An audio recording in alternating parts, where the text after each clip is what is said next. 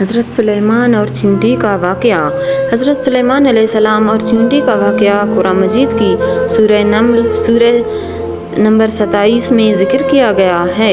یہ واقعہ اللہ تعالیٰ کی عطا کردہ حکمت، علم اور حضرت سلیمان علیہ السلام کی رعایا پر شفقت کا خوبصورت نمونہ ہے۔ واقعہ: حضرت سلیمان علیہ السلام اور چیونٹی۔ حضرت سلیمان علیہ السلام کو اللہ تعالیٰ نے نبوت کے ساتھ ساتھ بادشاہت بھی عطا کی تھی۔ اللہ نے انہیں مختلف مخلوقات کی زبانیں سمجھنے کا علم دیا، یہاں تک کہ وہ پرندوں، جانوروں اور حشرات کی گفتگو بھی سمجھ سکتے تھے۔ ایک دن حضرت سلیمان علیہ السلام اپنے لشکر کے ساتھ گزر رہے تھے۔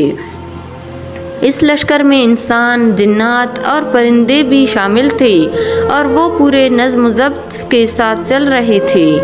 جب یہ لشکر ایک وادی سے گزرنے لگا تو وہاں ایک چیونٹی نے باقی چیونٹیوں کو خبردار کیا، ہے چیونٹیوں، اپنی بلوں میں داخل ہو جاؤ، کہیں سلیمان اور اس کا لشکر تمہیں کچل نہ ڈالے اور انہیں خبر بھی نہ ہو۔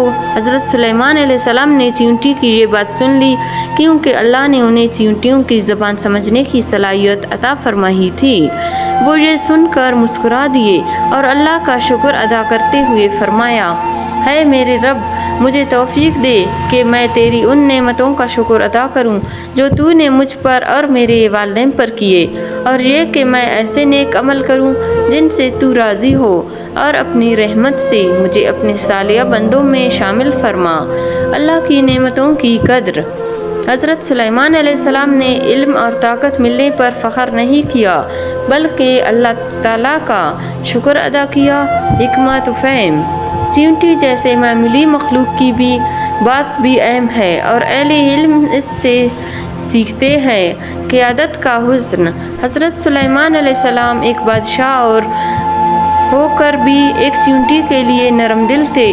شکر گزاری۔ اللہ تعالیٰ کا شکر ادا کرنا ایک عظیم صفت ہے جو حضرت سلیمان علیہ السلام کی دعا میں نمایاں ہے۔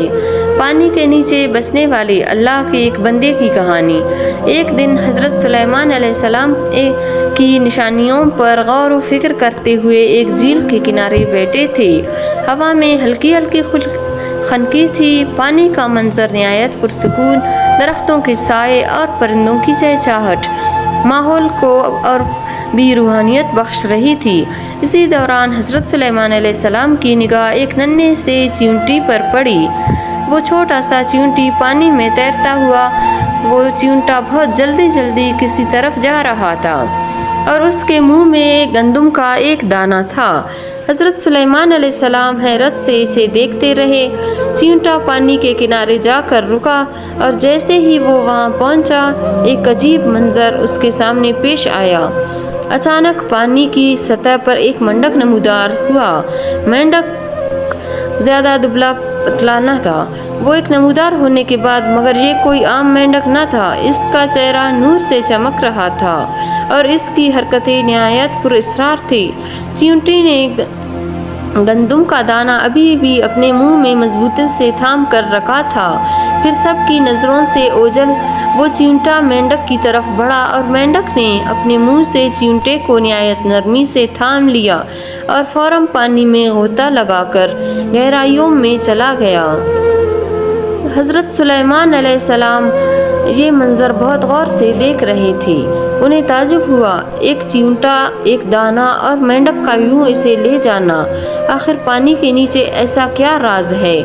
کچھ دیر گزری اور وہی مینڈک واپس پانی کے اوپر آیا، مگر اس بار جب اس نے چیونٹے کو باہر نکالا تو حیرت انگیز طور پر اس کے منہ میں اب گندم کا دانہ نہیں تھا۔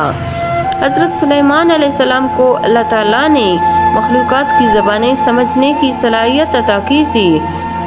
حضرت سلیمان علیہ السلام چنانچہ انہوں نے چیونٹے سے پوچھا، ہے اللہ کی مخلوق، یہ کیا ماجرا ہے؟ تو گندم کا دانہ لے کر مینڈک کے ساتھ پانی میں گیا اور واپس آیا تو وہ دانہ تیرے پاس نہ تھا، کیا راز ہے اس کے پیچھے؟ چیونٹا بڑی عاجزی سے بولا، ہے اللہ کے نبی، پانی کے نیچے ایک جگہ ہے جہاں اللہ تعالیٰ کا ایک خاص بندہ رہتا ہے۔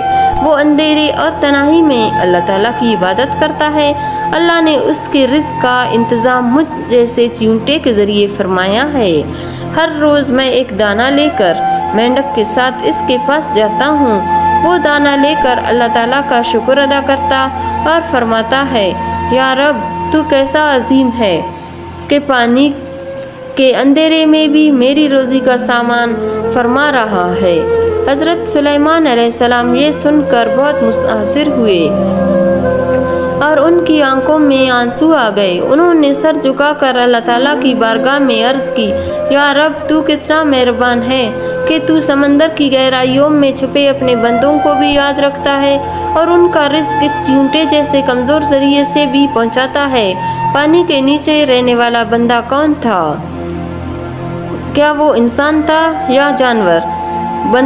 وہ انسان تھا، نہ کہ جانور۔ وہ بندہ سمندر کی گہرائی میں عبادت کرتا تھا اور اللہ تعالیٰ نے اس کے رزق کا بندوبست اسی طرح سے فرما رکھا تھا کہ روزانہ ایک چیونٹا گندم کا دانہ لے کر اس تک پہنچتا تھا۔ یہ اللہ کا شکر ادا کرتا اور قدرت کا مظاہرہ ہے کہ وہ چاہے تو اندھیری گہرائیوں میں بھی اپنے بندے کو نہ صرف زندہ رکھ سکتا ہے بلکہ اس کی عبادت کو سن بھی سکتا ہے اور اس کی روزی کا انتظام بھی کر سکتا ہے۔ اللہ تعالیٰ ہر مخلوق کا رازق ہے، خواہ وہ زمین پر ہو یا پانی کے نیچے۔ اللہ کے نیک بندے جہاں بھی ہو، اللہ ان کو تنہا کبھی نہیں چھوڑتا۔